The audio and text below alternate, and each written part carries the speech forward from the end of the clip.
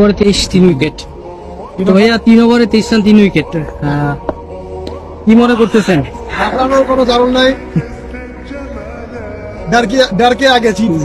ওকে। আমরা খেলাধুলার উদ্দেশ্য হচ্ছে আমাদের শরীর চর্চা, এখানে এর বাইরে আমাদের কোনো উদ্দেশ্য নাই আর কি। খেলাধুলার একটাই উদ্দেশ্য হচ্ছে শরীর চর্চা করা, শরীরের শক্তি বৃদ্ধি করা, স্ট্যামিনা বাড়ানো, আমাদের মানে জিসমের জাসাদের যে কুয়াত এটাকে বাড়ানো আর কি। দিনে বন্ধুদের সাথে উঠা বসা করলে যে ফায়দাটা সেটা কি জানেন?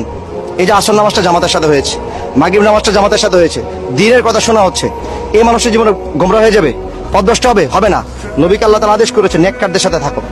আমরা একটা মেসেজ দিতে চাই আমাদের দেশের প্রতিটি অঞ্চলে, যেন আমাদের দিনী ভাইদের প্ল্যাটফর্ম যেগুলো আছে তারাও যেন এরকম সুস্থ সংস্কৃতি চর্চা করে। আমি একটা বিষয় বলবো যে আদনান ভাই যেটা আমাদেরকে দিক নির্দেশনা দিয়ে থাকে যে বাদ ফজর খেলার জন্য উৎসাহী করে থাকে, কারণ হচ্ছে যে আমরা অনেকেই ফজর পরে ঘুমায় যাই, তো এটা যেহেতু নিষেধ আছে হাদিসে আল্লাহ রাসূল থেকে, তো এই জন্য আমরা চেষ্টা করবো বাদ ফজরটাকে মূল্যায়ন করার জন্য।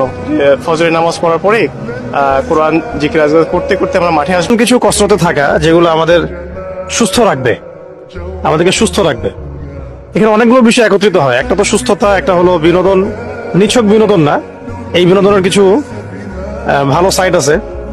এখানে আমরা ব্রাদারহুডের ব্যাপার আছে, এবং আমরা যেহেতু সবকিছু ইসলামিকভাবে করার চেষ্টা করতেছি, তো এখানে দিনের মূল ভিত্তিগুলো নষ্ট হচ্ছে না, ঠিক আছে? তো সবকিছু মিলিয়ে এখানে আমরা শরীর চর্চা, সুস্থতা এবং শক্তি বৃদ্ধি করা, একসাথে থাকা, একে অপরের সহবত, একটা ব্রাদারহুড এবং দিনের দাওয়া, এই কয়েকটা বিষয়কে একসাথে রেখেই কিন্তু আমাদের ক্লাবটা করা হয়েছে।